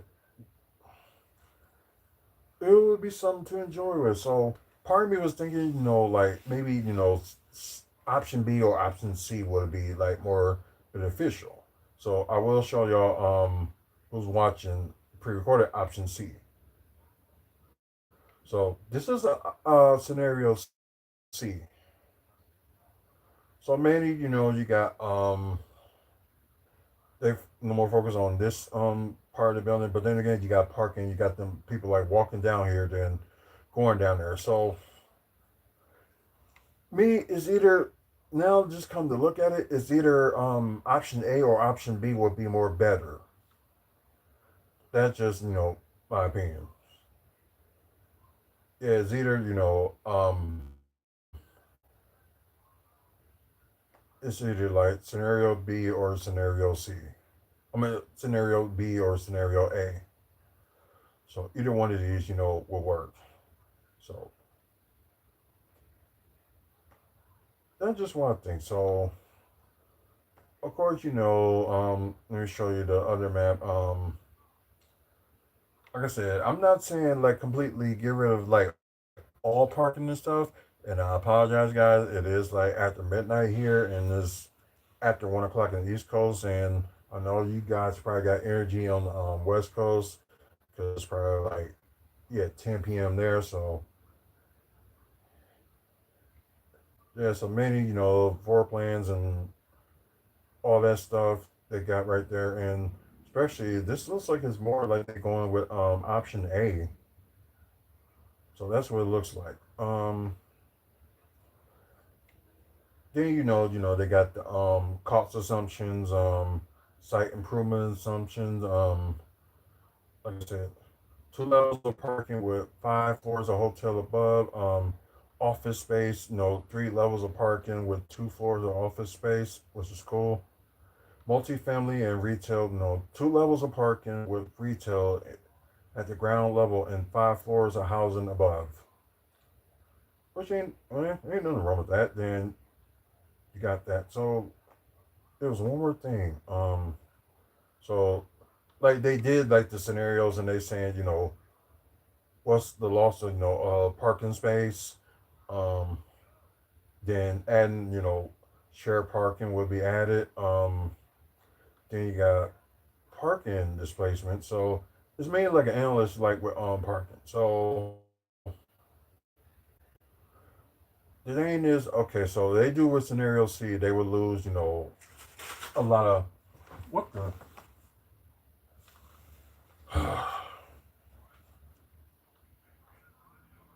okay.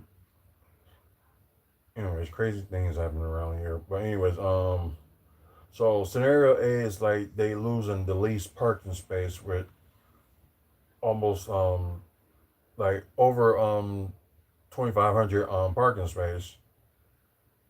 With the displacement, they will lose like almost 2,000.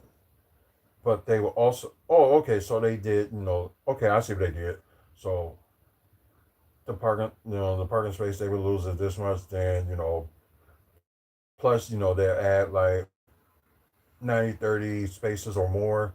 Then this is like okay, this is the actual total. I'm sorry, I should have looked at that better earlier. So I guess if they want to go with like the lease, oh wow, now looking at it, and plus keep some people happy. Okay, 4,118 spaces, then you add like over 1,160 spaces, then you only lose like 2,900 spaces. Oh wow, because I know y'all saw this plan for scenario B, but from what it looks like, seems like scenario B would be much better. Yeah, so I think I probably would agree with them. It probably would be, scenario B. So that's my pick, but I don't know. Some people are thinking different. So you watching this in your Milwaukee area? Let me know what y'all think. Of course, some of us agree. It is too much parking, and it's like, why now? Why they could have did it after Mark brought the team, and they could have did something better than that. So, anyways, guys, like I said, I appreciate y'all who stayed on. Thank y'all for watching. For you guys that's watching on TikTok, I was saying we still like doing that giveaway. So you want to autograph a picture of Bushwhacker Luke? All you gotta do is PM me on TikTok and just put down WFSO, and you automatically will win. So you just gotta be the first one to do it. So you're interested in that? Do that. If you're in the U.S., it'll be free shipping. If it's out of the U.S., we'll work something out. You guys on Twitch, thank y'all for staying on here. Although it's been over 2 hours, so please, view us on here every time we do a video. Please and follow us as well. So we need more followers. I like the same thing like with YouTube. Like we need more subscribers. And excuse me. If you like today's video, please like it. Like I explained earlier, trying to get 1,000 subscribers. When we get to 1,000 subscribers for YouTube, we will start doing giveaways. So I know y'all want some free stuff. Also, check out the website wrestlefanspeakout.weebly.com. Upcoming events in the Midwest. For those we took, wrestling events and Bucks events. Also, our sponsors page. We got, our sponsors that you know, we are a proud sponsor of Maddie's Mary, so check out maddiesmary.org. You have like a situation, you have somebody or you lost, an infant or had like lost a baby, stillborn, that will help you with that. And if you just want to support the cause, they got a QR code on their website. So maddiesmary.org. Legacy Pro Wrestling. We're a proud sponsor of them. They having a show this Friday. Black Friday Brawl. So, for the first time they will have a women's match. But they say they had one a long time. It's probably like one of those shows that I probably missed if they did have. Oh yeah, they did. What I'm talking about. It was on their Showcase of Champions. And that video is on YouTube as well. I think it's like it was the most viewed video on WFSO ever so far. So yeah, you get a chance, go back to that and just look on our YouTube channel for that video. Also, we're sponsored by Great Scott Sports Cards. Check them out. Buy, sell, and trade cards. And also, Midwest Wrestling Collectibles. We got information for them on our website as well. You're interested in some like wrestling gear or wrestling merch, get a hold of them. Like I said, they do have a Facebook page too, so get a chance, check them out. But anyways, that's pretty much it, guys. I appreciate y'all, being with me so long, and thanks for the likes on YouTube, and thanks for you guys that have been, watching on TikTok and on Twitch, especially with the pre-recorded episode. So let's see. Let me get this over with right now, and you're probably gonna end up watching the pre-recorded video tomorrow morning or tomorrow afternoon, whenever the chance you get. So anyways, let me get out of here. Until the next video, you guys have a good one. See you later, and I am out of Twitch, so goodbye to everybody on Twitch.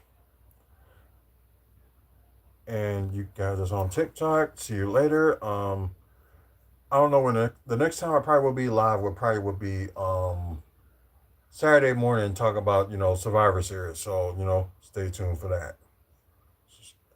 So anyways, see you guys later on TikTok land. So later. And after you guys on YouTube, of course, save the best for last. But anyway, guys, see you later. like I said, probably next time we go live, we probably would be talking about Survivor Series. We probably would be either Friday or Saturday. Who knows? But probably most likely probably be Saturday morning. So anyway, see you later. Until next video, you guys have a good one.